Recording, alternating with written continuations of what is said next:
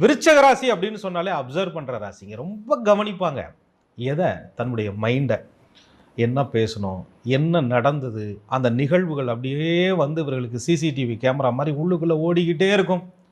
விருச்சக ராசிக்காரர்கள் தனக்குள் ஏற்பட்ட பிரிவை, பாதிப்பை உணர்ந்து கொள்வதற்கு அமைதி. அவ்வளவு கோபக்கார ராசின்னு சொல்றோம்ல, அப்படியே அமைதியா உட்கார்ந்து அந்த ரிவெஞ்ச் எடுக்கிறதுக்கு கூட இவங்களுக்கு மனசாட்சி வராது.